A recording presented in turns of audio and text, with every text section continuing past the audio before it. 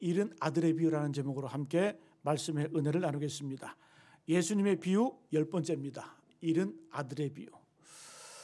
우리가 보았듯이 누가복음 15장은 세 가지 비유가 나오는데 다 공통점이 잃은 것을 찾았다라고 하는 그러한 비유입니다. 잃어버린 양을 찾는 그 목자의 그 기쁨을 첫 번째 비유로 소개하고 있고요. 그 다음에 잃은 드라크마, 잃은 동전 하나를 찾은 여인의 기쁨을 소개하고 있고, 또 오늘은 잃은 아들을 잃어버렸다가 찾은 아버지의 기쁨을 우리에게 소개해주고 있습니다. 어찌 보면 이 잃었다 찾았다, 기독교의 본질이고 하나님 아버지의 마음이고 바로 복음의 기초인 줄로 믿습니다. 이 잃어버린 아들은 먼 여행을 갔다 왔어요. 먼 여행을 갔다 와서 이제 아버지께 품으로 안기면서 회복되는 그런 모습을 우리에게 보여주고 있는데, 우리가 먼저 이 코로나19 벌써 2년이 넘어갑니다. 전 세계 팬데믹 2년이 넘어가는데 많은 분들이 고통을 당하고 있습니다. 특별히 자영업자들, 소상공인들, 또 여러 가지 관계된 분들이 고통을 당하고 있는데요. 근데 어떤 분들은 그런 얘기 하더라고요. 많이 힘든 것들이 있는데 힘든 것 중에 하나가 여행을 못 가서 너무 힘들다. 이게 힘든 건지는 모르겠지만 어쨌든 답답하다는 거죠. 힘들다라는 거죠. 여행을 못 가서 힘들다.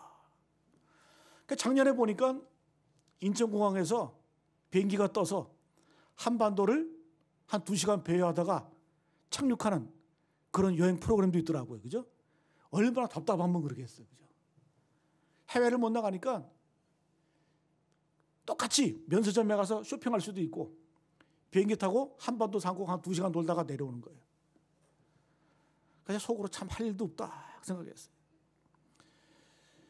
그만큼 우리 인간에게는 여행하고 싶은 그런 욕구가 있는 거예요. 욕구가 있어요.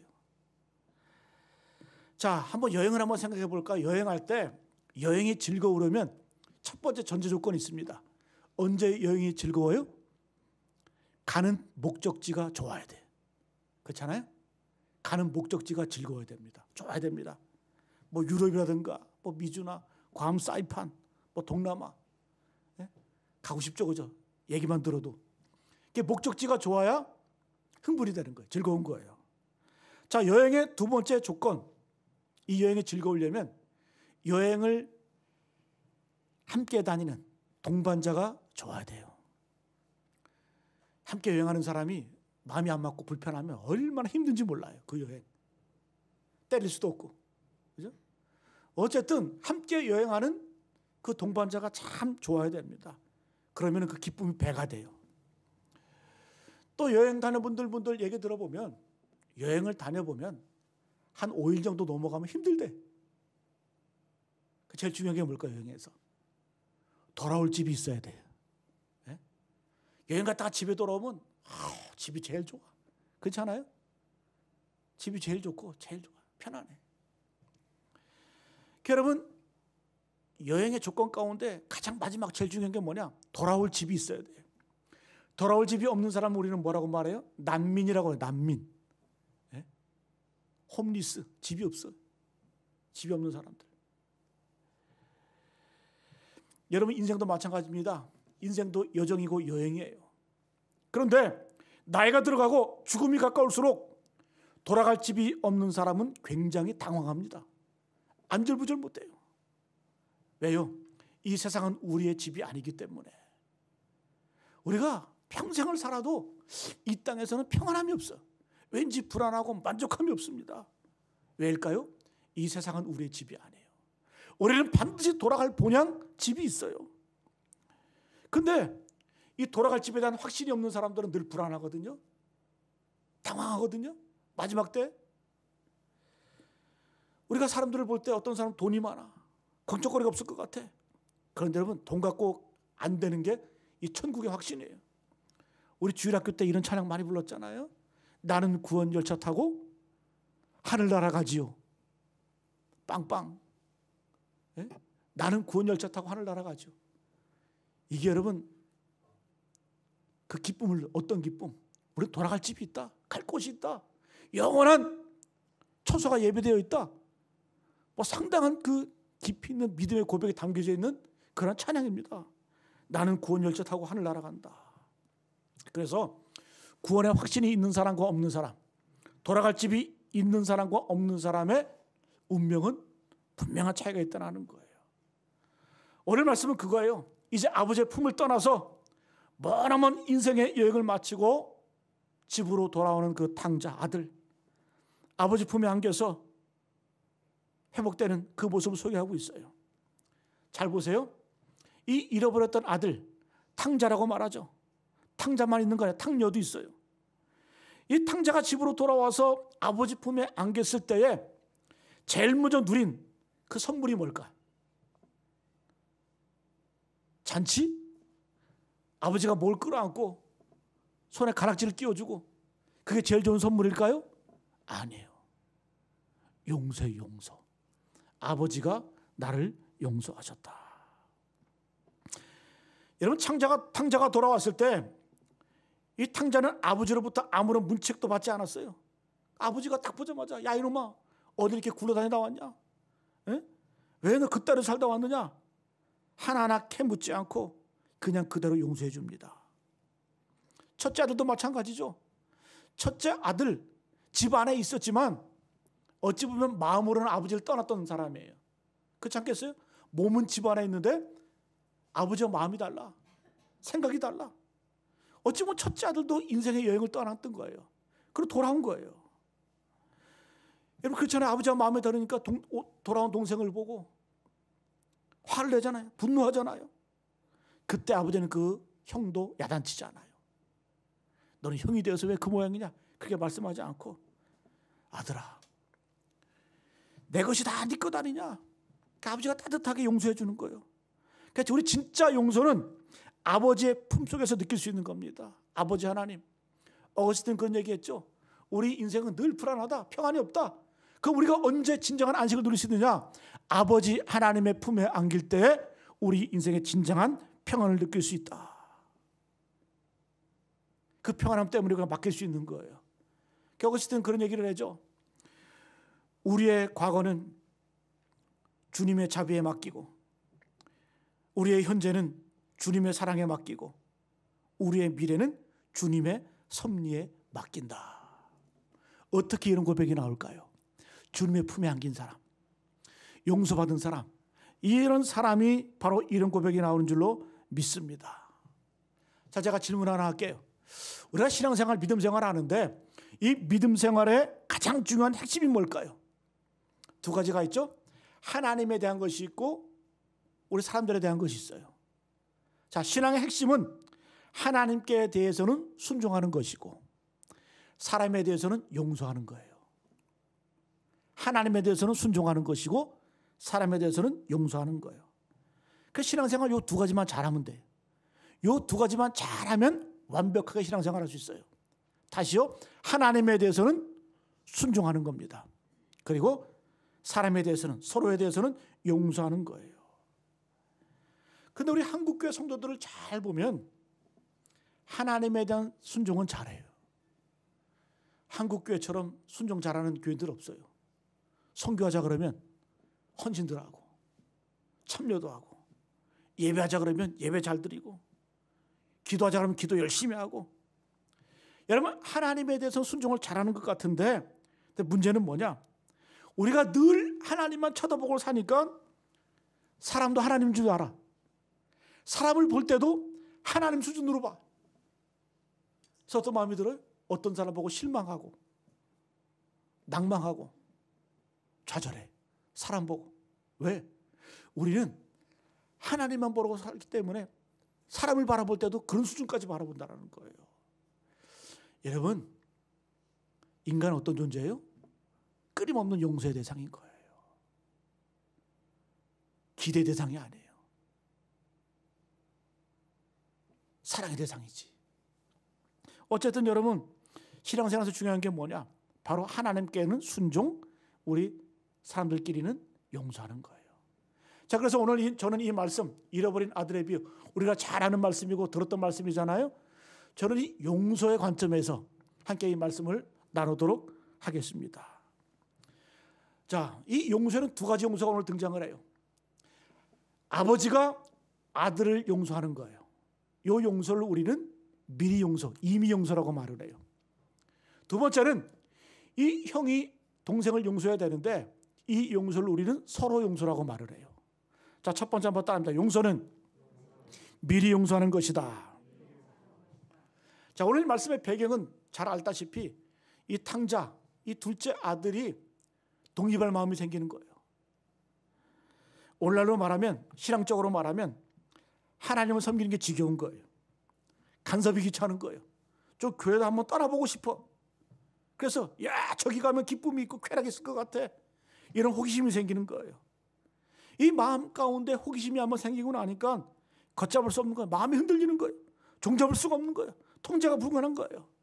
그래서 이 아들이 아버지에게 가는 거예요. 그래서 이런 얘기를 합니다. 아버지, 제게 물려줄 유산, 그 분깃 미리 주십시오. 이거는 아버지 보고 일찍 죽으라는 얘기죠. 여러분, 이 당시 유대 관습에 의하면 아들이 살아있는 부모에게 유산을 요구하는 것은 아버지를 향해서 일찍 죽으라는 얘기하고 똑같아. 우리 정서도 그렇죠. 우리 정서도. 우리 민족 정서도 그래요. 아버지가 멀쩡히 살아있는데, 부모가 살아있는데 아들이 갑자기 아버지한테 가가지고 아버지, 제게 물려줄 유산 이왕 줄 거 미리 주시죠. 이러면 아버지의 기분이 참 좋겠죠. 그죠? 아니, 얼마나 서운한데. 그죠? 무례한 거예요. 근데 그 아버지는 어떻게 합니까? 그 아들에게 물려줄 것, 자기의 땅을 다 팔아서 그 분깃을 둘째 아들에게 주는 거예요. 오늘 성경에는 이렇게 기록되어 있습니다. 13절에 그 후 며칠이 안 되어 둘째 아들이 재물을 다 모아가지고 먼 나라로 갔다. 급하기도 해. 며칠이 안 돼가지고 재산 받은 다음에 먼 나라로 가서 삽니다. 성경은 화랑방탕했다 그래요. 여러분, 잘 될 리가 없죠. 망했습니다. 근데 우리가 참 그런 게 있어요. 망해도 남아있는 게 있을 것 같아. 친구들.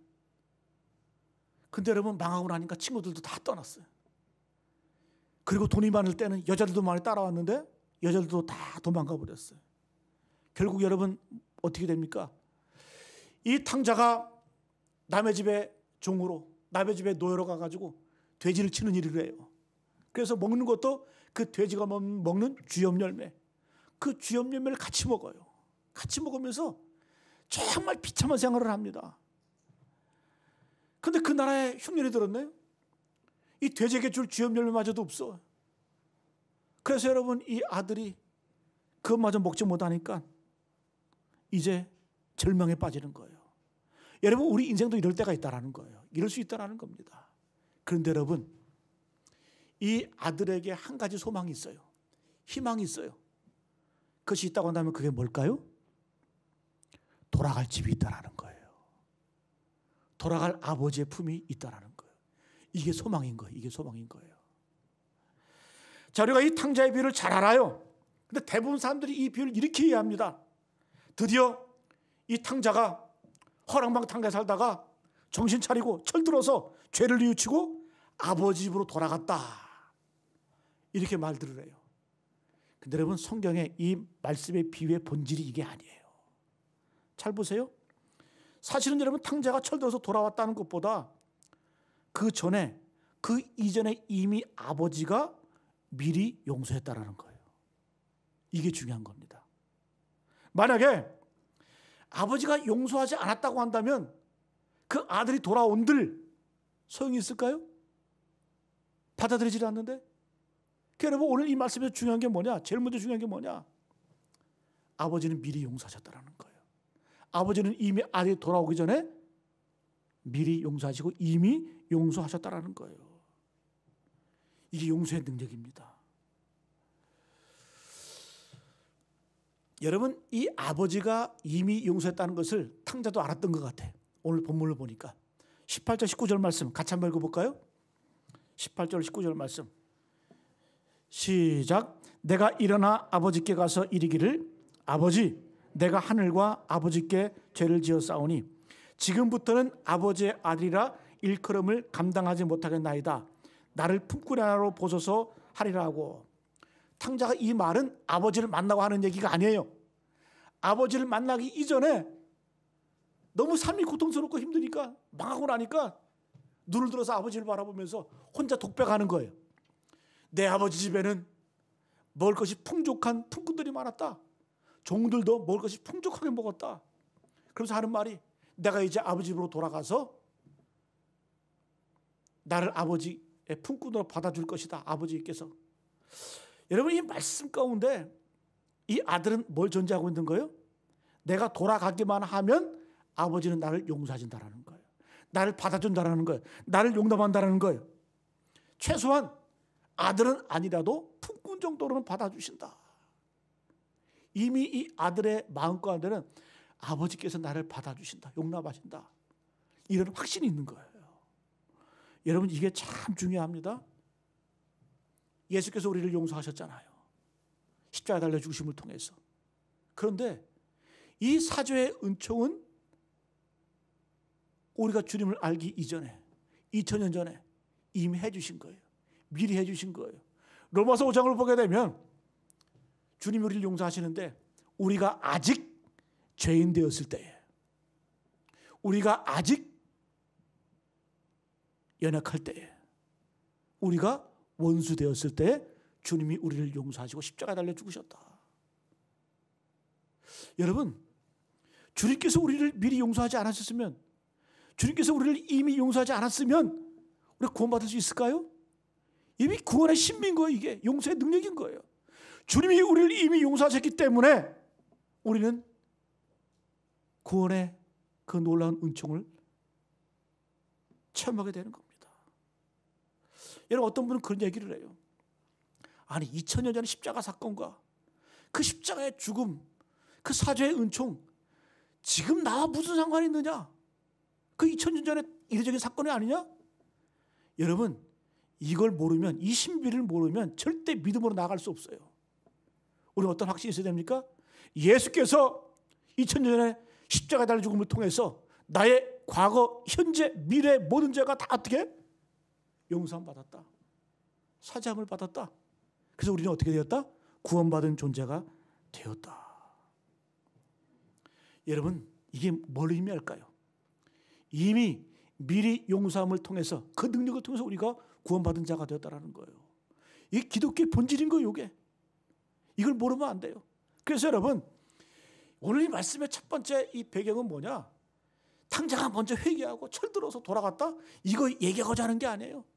아버지는 이미 용서하고 계신다는 거예요. 아버지는 벌써 용서하신다는 거예요. 그걸 우리는 받아들이는 거예요. 그걸 알고, 그걸 깨닫고, 그걸 믿고 우리는 저 앞에 나가는 겁니다. 순서가 바뀌면 안 된다는 거예요. 여러분, 잘 이해가 안 되면 우리 가정을 한번 생각해 보세요. 가정은 어떤 곳이에요?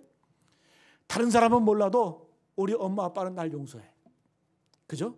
어떤 잘못, 어떤 허물이 있어도 내가 집으로 돌아가면 우리 어머니 아버지는 날 용서해.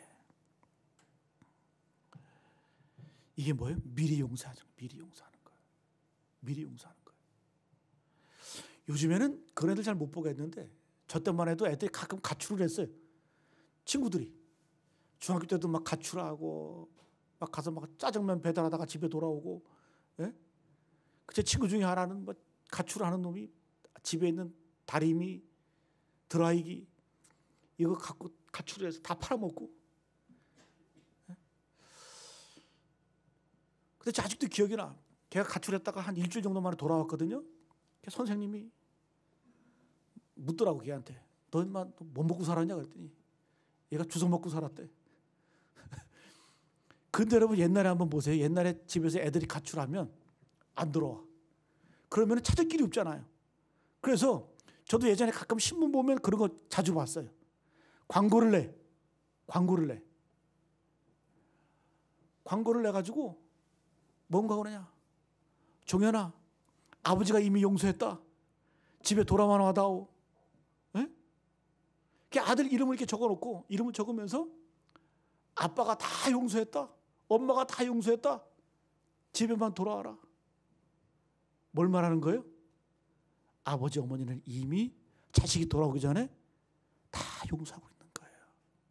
문 밖에 서서 기다리고 있는 거예요. 미리 다 용서하는 거예요. 이게 뭐야? 이게 아버지의 마음이고 하나님 아버지의 마음이에요. 이것 때문에 우리가 구원을 얻게 되는 거예요. 오늘 여러분 이 믿음의 확신, 구원의 확신이 있기를 간절히 축복합니다. 내가 주님을 알기 전에, 내가 주님을 믿기 전에 주님이 이미 우리를 아셨어요. 그리고 이미 용서하셨어요. 우리는 그 믿음을 가지고 주님 앞에 나아가는 겁니다. 이걸 구원의 은총을 우리가 받는 거예요. 여러분, 우리는 용서가 필요한 존재입니다. 우리 용서받아야 돼요. 본질적으로. 그럼 우리가 용서받기 위해서 뭐 해야 될까? 할 수 있는 게 뭘까? 삼보일배, 끝없는 고행, 수행. 그걸까요? 그런 것 아니에요. 성경의 답은 딱 한 가지예요. 우리가 용서받기 위해서는 그냥 어떻게 해요? 분명한 확신을 가지고 아버지의 품으로 들어가면 되는 거예요. 까불지 말고 아버지의 품으로 그냥 들어가면. 여러분, 하나님 아버지의 품으로 가면 우리의 용서를 깨달을 수 있어요. 여러분, 이사야 1장 18절 말씀, 여호와께서 말씀하시되 오라 우리가 서로 변론하자. 너희의 죄가 주홍 같을지라도 눈과 같이 희어질 것이요 진홍같이 붉을지라도 양털같이 희게 되리라. 저는 이 말씀 준비하면서 가슴에 확 꽂히더라고요. 여호와께서 말씀하시되 오라. 잔소리하지 말고 쓸데없는 생각하지 말고 그냥 오라는 거, 오라는 거, 오라는 거예요. 오라. 너희 죄가 주홍 같을지라도 눈과 같이 희어질 것이요 진홍같이 붉을지라도 양털같이 되리라. 여러분, 주님이 우리를 부르세요. 오라. 너희가 주님 앞에 갈 수 있는 조건은 뭐가 있을까? 뭘 잘해서가 아니에요. 뭘 해서가 아니에요. 그냥 아버지의 품으로 들어가면 우리의 죄가 주홍 같을지라도 눈과 같이 희어질 것이고 진홍같이 붉을지라도 양털처럼 깨끗하게 된다는 거예요. 세상 사람들은 이걸 이해를 못해요. 여러분, 어떤 분은 그런 얘기 하더라고요. 교회 나오라 그러니까 저는요 죄가 너무 많아서 교회를 못 나가요. 바보지 바보. 죄가 많으니까 주님 만나야죠. 죄가 많으니까 예수 만나서 죄 용서 안 받고 천국 가야죠. 여러분, 오늘 이 말씀 뭔 말씀이에요? 이미 우리가 알아야 돼요. 뭘 알아야 될까? 뭘 깨달아야 될까? 주님은 이미 우리를 용서하셨다. 주님은 나를 사랑하신다. 그리고 여러분, 그 믿음의 확신을 가지고 주님 앞에 나아가는 거예요. 품으로 들어가는 거예요. 그래서 오늘 분명한 말씀, 하나님의 용서를 깨닫게 되길 바랍니다. 주님 이미 미리 용서하셨어요. 두 번째는, 한번 따라, 용서는 서로 용서하는 거다. 서로 용서하는 거예요. 우리가 살다 보면 서로에게 의도치 않아도 참 죄를 많이 집니다. 서로에게 관계 가운데 죄를 많이 짓습니다. 우리가 하나님께만 죄를 짓는 것이 아니라 서로에게 죄를 지어요. 그래서 어떤 분은 그런 얘기 하더라고요. 사는 게 죄다. 사는 게 죄다. 여러분 아세요? 우리가 말하는 것도 죄예요. 생긴 것도 죄예요. 내 생긴 것 때문에 다른 사람이 불편하면 그것도 죄 아니에요? 말하는 것도 죄예요. 제가 설교하는데 매주 제가 설교할 때 100명이 들으면 99명은 은혜 받을 수 있어요. 깨닫고 믿음의 확신, 기쁨을 누릴 수 있어요. 그러나 어떻게 보면 1명 정도는 상처받을 수도 있어요. 그렇지 않겠어요? 왜? 하나님의 말씀이지만 그 하나님의 말씀을 인간의 입으로 전하기 때문에 그 하나님의 말씀이 본질상 문제는 없어요. 그러나 인간의 말로 전하기 때문에, 인간의 논리로 설명해서 전하기 때문에 상처받을 수 있어요. 설교하는 것도 죄예요. 사는 게 다 죄예요. 존재 자체가 다 죄예요. 이런 목사가 의도하지 않아도 상처받을 수 있어요. 여러분, 우리가 어떻게 그렇게 합리화시킬 수 있습니까? 말씀은 듣는 사람 책임이다. 여러분, 아니에요. 증언하는 사람도 책임이 있어요. 그러면 우리가 서로 상처받고 서로 죄짓고 서로 이런 관계 가운데 사는데, 사는 게 자체가 죄인데 그럼 우리는 어떻게 해야 돼? 서로 용서해야 돼. 서로 용서해야 돼요. 여러분, 오늘 첫째 아들 몸은 집에 있었어요. 그러나 마음은 멀리 나가 있었어요. 그래서 같이 아버지와 같이 살지만 아버지와 같은 마음이 아니에요. 아버지는 이미 탕자를 용서했는데, 둘째를 용서했는데 형은 용서를 못하는 거예요. 우리가 여러분 신앙생활할 때 교회 다니면서 첫째 아들과 같은 경우가 얼마나 많이 있습니까? 그렇잖아요. 분노하고 화내고 비난하고 책망하고. 예? 여러분, 우리가 몸이 떠나서 몸이 교회 밖에 있어서 탕자가 아니에요. 이미 우리는 교회 안에 있어도, 공동체 안에 있어도 수많은 탕자가 존재한다는 거예요. 왜? 용서하지 않으면, 품지 않으면. 그 마음이 멀리 떠나 있잖아요. 돌아오기를 바란다는 거예요. 여러분, 그래서 우리가 스스로 한번 생각해 보세요. 자꾸 내가 분노심이 생기고, 불만이 생기고, 내 스스로는 또 소외감, 열등감, 고립감. 이거는 큰아들 같은 거예요. 여러분, 주님이 이 비유를 누구에게 말씀하셨냐? 15장 1절 2절을 보게 되면 세리와 죄인들이 예수님께 가까이 와서 말씀을 들어요. 가까이 와서 세리와 죄인들은 말씀을 들어요. 이때 예수님은 그들을 영접을 합니다. 같이 식사를 합니다. 그걸 바라보던 서기관들과 바리새인들은 수군거리는 거예요. 수군거리는 거예요. 그러면서 왜 예수님은 저 죄인들과 함께 먹느냐? 함께 교제하냐? 이걸 비난하고 책망하는 거예요. 그때 예수님께서 이 잃어버린 비유 세 가지를 말씀하시는 거예요. 누구에게 하시는 말씀일까? 큰아들에게 말씀하시는 거예요. 서기관들과 바리새인들에게 하시는 말씀이에요. 지금 교회 안에 존재하는 우리에게 말씀하시는 거예요. 뭘 책망하시는 걸까? 내가 작은 아들을 용서했는데 니들은 왜 용서하지 못하냐? 내가 너도 용서했는데 너는 왜 용서하지 못하느냐? 이런 거 중요한 겁니다. 우리가 하나님 앞에 사죄, 용서받은 것, 그것도 중요하지만 우리끼리 용서하는 것도 중요한. 그래서 주기도문에 뭐라고 말씀해요? 우리가 우리에게 잘못한 사람을 용서해 준 것 같이 우리 죄를 용서해 주십시오. 그만큼 여러분 서로의 용서가 중요하다는 겁니다. 여러분 한번 생각해 보세요.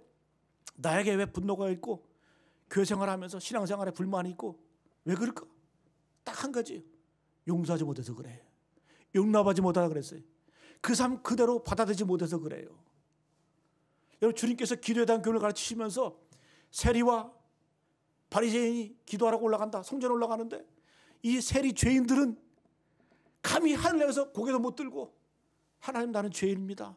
나는 죄인입니다. 땅바닥에 머리를 박고 눈물 흘리면서 기도를 해요. 주님은 그 기도를 뭐라고 말씀해요? 그 기도가 진짜 기도다. 한편 바리새인들은, 서기관들은 기도하면서 하늘 향해서 손을 듭니다. 주여 감사합니다. 근데 그 감사의 내용이 뭘까요? 저기 기도하는 세리와 같지 않음을 감사합니다. 저기 있는 죄인과 같지 않음을 감사합니다. 주님께서는 신랄하게 그들을 비판합니다. 이 화 있을진저 바리새인들아, 그건 기도도 아니야. 그건 정죄하는 거, 비난하는 거. 그러면 그 사람들은 왜 그런 정죄 비난의 마음이 생겼을까요? 아버지께서 용서하신 것처럼 그들은 용서의 마음이 없기 때문에 비난하고 정죄하고 심각한 영적인 오류에 빠지게 되는 겁니다. 우리는 안 그럴까요? 여러분, 오늘 이 탕자의 비유, 이 말씀하시는 거, 서로 용서해라. 서로 용서하지 않으면 우리 가운데 큰 영적인 교만, 심지어 하나님께 책망받을 일이 있다는 겁니다. 여러분, 오늘 이 형이 하는 이게 보세요. 에? 동생을 향해서 그런 거 아니에요? 나는 아버지 집에서 열심히 충성했는데 저기 굴러먹다 온 저 동생은 저게 뭐냐? 아버지 왜 이렇게 날 대우합니까? 아버지에 대한 원망, 동생에 대한 원망, 불평이 쌓이는 거예요. 여러분, 29절 30절 말씀 같이 한번 읽어볼까요? 29절 30절 말씀 시작. 아버지께 대답하여 이르되 내가 여러 해 아버지를 섬겨 명을 어김이 없거늘 내게는 염소 새끼라도 주어 나와 내 벗으로 즐기게 하신 일이 없더니 아버지의 살림을 청년들과 함께 삼켜버린 이 아들이 돌아오매 이를 위하여 살찐 송아지를 잡으셨나이다. 여러분, 무서운 얘기 잘 보세요. 30절을 잘 보세요. 아버지의 살림을 청년들과 함께 삼켜버린 이 아들이 돌아오매.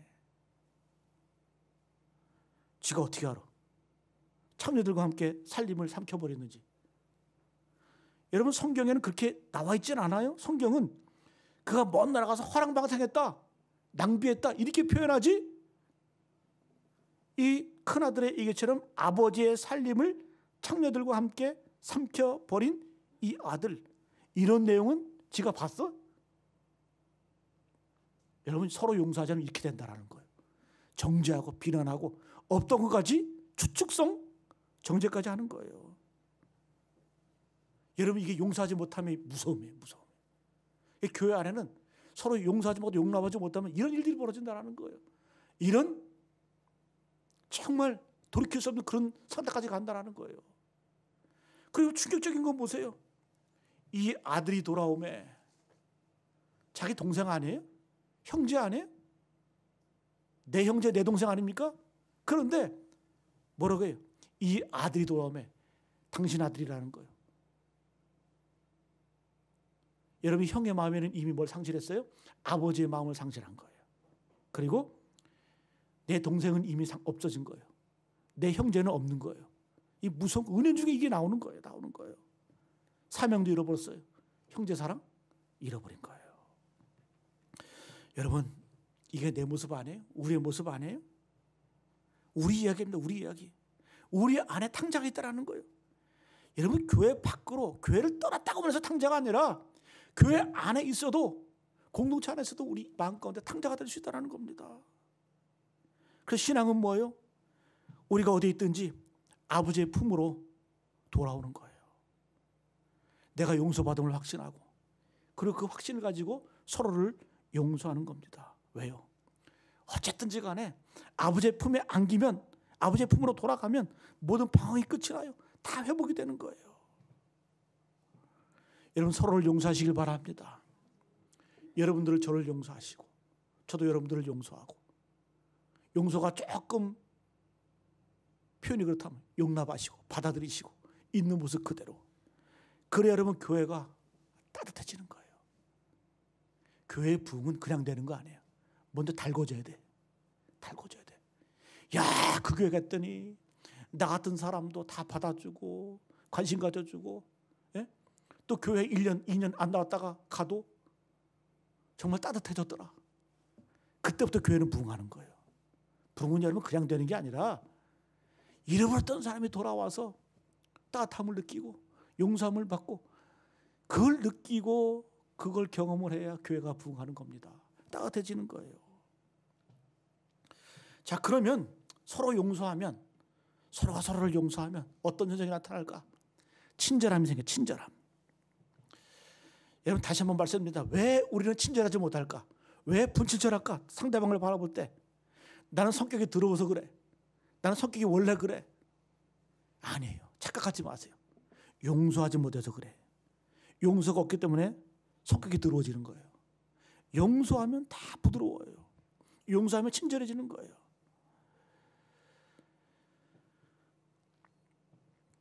여러분, 교회 안에서 친절이 사라지면 용서가 있고 그 다음에 친절이 생겨요. 이 친절이 없어지잖아요. 그러면 기운 빠져요. 우리가 여러분 교회 왜 옵니까? 말씀을 듣고 교제를 통해서 충전받기 위해서 오는 거 아니에요? 우리가 세상에 나가서 영적 전쟁을 수없이 치러야 되는데 교회 오면 짜증나고 힘들고 사람 얼굴 보는 게 불편하고, 그러면 여러분 그 싸움이 되겠어요? 밖에 나가서 100점 100패지? 예배 드리면서 목사 얼굴 보면서 기분 좋아. 여러분 그러세요? 힘이 나. 말씀 들으면서 용기를 얻게 돼. 그래야 되는 거 아니에요? 그래 밖에 나가서 싸우면서 승리하는 거 아니에요? 여러분, 우리 관계끼리도 마찬가지예요. 우리끼리 사이가 좋고 서로가 서로를 보면서 용납하고 들어주고 친절하고, 뭐 그게 돼야 뭐 힘을 얻고 나가서 싸우는 거 아니에요? 경쟁사회에서 승리하는 거 아닙니까? 그래서 여러분, 교회는 절대 친절함이 있어야 되는 거예요. 우리가 사람을 구분할 때 그렇게 구분하잖아요. 어떤 사람은 돈이 많고 돈이 적고 많이 배우고 적게 배우고, 그거 갖고 사람 구분하는 거 아니에요. 그 사람이 돈이 많고 나하고 뭔 상관이 있어? 그 사람이 배웠던 일 나하고 뭔 상관이 있어? 그 사람이 나에게 친절하냐? 친절하지 않느냐? 그거 갖고 우리가 사람을 판가하는, 구분하는 거예요. 여러분 어느 모임에 가도 매력 있는 사람, 어떤 사람이 매력 있는 줄 아세요? 친절한 사람이 매력 있는 거예요. 친절한 사람이. 어디 뭐 모임 가가지고 돈 자랑하고 새끼 자랑하고 가족끼리 모여도 자기 새끼 자랑하는 거 싫어해. 네? 불편해. 또 어떤 사람이 능력 있는 건 줄 아세요? 친절한 사람이 능력 있는 거예요. 아픔이 있고 상처가 있고 어려운 거 있으면 다 들어주고 그래? 나도 그 마음 알아. 이 친절함 때문에 능력이 생기는 겁니다. 여러분 웃는 사람, 친절한 사람. 여러분 우리 교회 성도가 다 이랬으면 좋겠어요. 저는 우리 교회 성도들 다 얼굴 밝아. 더 밝아야 돼. 왜요? 처음 오는 분들이 야 무슨 교회가 이렇게 밝냐? 네? 무슨 교회가 이렇게 얼굴들이 환하냐? 그래 여러분 더 오고 싶은 마음이 있는 거지. 헤어나올 수 없는 매력. 헤어나올 수 없는 매력. 대머리가 아니라 1부 때도 안 웃더니 2부 때도 잘 이해를 못 하시네. 헤어나올 수 없는 매력은 대머리가 아니라 여러분 친절함이에요. 웃음이에요. 웃음. 여러분 이런 매력 있는 성도 되시기를 축복합니다. 고린도전서 13장은 사랑장이에요. 사랑이 뭐냐? 사랑은 오래 참고, 사랑은 여러분들이 좀 하셔야 될 거 아니에요. 온유하며, 온유 부드러움. 온유가 뭘까요? 영어 성경에는 뭐라고 표현했을까? 영어 성경에 보니까 love is kind. 온유함을 kind라고 표현해. 친절하다, 친절함. 그러니까 온유한 사람은 친절한 거예요. 뻣뻣하면서 얼굴 표정 굳으면 나는 온유해. 거짓말하지 마세요. 다 친절해야 얼굴에 다 드러나는 거. 그게 친절해. 그게 온유함이에요. 여러분 디모데후서 2장 24절로 25절 말씀 보게 되면 이 사도 바울이 믿음의 아들 디모데를 권면하는데 이렇게 권면하는 주의 종은 마땅히 다투지 아니하고 모든 사람에 대하여 온유하며. 주의 종, 교회에서 직분자들, 중직자들 어떻게 되나 두 가지 조건이 있어요. 다투지 말아야 돼. 이건 당연한 거지. 여러분 싸움꾼들 직분자 시켜보세요. 교회 그냥 개판되는 거예요. 막 어그러지는 거예요. 싸움꾼들은 절대 직분 맡으면 안 돼. 교회 싸움만 일어나. 다투지 말아야 돼. 그 다음에 뭐야? 모든 사람에 대하여 온유하며. 영어 성경 보니까 He must be kind to everyone. 친절해야 된다. kind to everyone. 모든 사람에게 친절해야 된다. 이게 온유예요. 온유. 여러분 우리가 하나님의 일을 맡은 자, 하나님의 사명을 감당한 자, 우리가 직분자라고 한다면 어떻게 돼요? 친절해야 돼. 온유해야 돼. 이게 언제 가능할까요? 용납해야 돼요. 서로 용서해야 돼요. 여러분 내가 지금까지 이것이 없었다고 한다면 오늘 여러분 이 시간 회개하세요. 주님 용서해 주십시오. 주님이 나를 용서하셨는데, 아버지 하나님이 나를 받아들이고 용납해 주시고 용서하셨는데 주님 내가 용서하지 못했군요. 용납하지 못. 그래서 늘 불만이 있었군요. 비난했군요. 책망했군요. 그 이유가 뭐예요? 내 안에 용서가 없었던 거예요. 내 안에 용서가 없었던 거예요. 그래서 여러분 그것 때문에 상담을 실족했잖아요. 성경은 여러분 실족시키는 자에게 화가 있다고 말해. 화가 있다고 말해. 교회는 여러분 죄를 져도 그 죄를 해결하는 과정 가운데서도 풍성해지는 게 교회예요. 마태복음 18장에 보면 형제가 죄를 범하면 어떻게 하라 그래요? 그대로 폭로해라? 아니에요. 먼저 1대1로 가서 권면해라. 알아봐라. 그 다음에 회개하지 않아. 그러면 두세 명의 증인의 이름으로 가라. 두세 사람이 함께 가서 권면해보라는 거예요. 그래도 안 돌아와. 그 다음에 어떻게 교회 이름으로 가서 공식적으로 문제를 제기해라. 그래도 안 들어와? 그럼 그때 어떻게 해라? 버려라. 과정이 있는 거예요. 3번의 기회를 주는 거예요. 그 기회를 통해서 용서하라는 거예요. 그 기회를 통해서 풍성해지라는 거예요. 그 기회를 통해서 용납하는 거예요. 품으라는 거예요. 여러분 교회에서는 다 은혜. 어떤 사람이 죄를 져도 그 죄를 해결하는 가운데서 우리는 은혜 받을 수 있어요. 그는 풍성해질 수 있어요. 왜 우리가 이 비밀을 깨닫기만 한다면. 여러분 오늘 말씀을 마치겠습니다. 오늘 여러분 이 탕자의 비유, 우리가 많이 들었던 말씀이지만 오늘 이 용서라는 관점에서 이 말씀을 들여다보시기 바랍니다. 여러분, 우리의 구원은 어떻게 이루어졌습니까? 잃어버린 아들, 집 나간 아들, 그 아들을 이미 용서한 그 아버지의 그 마음, 미리 용서한 그 아버지의 마음이 그 하나님 아버지의 마음이거든요. 그 하나님의 역사거든요. 그걸 통해서 우리가 구원을 받게 되는 거예요. 그 은혜를 통해서 우리가 구원의 은혜를 총을 잊게 된 거예요.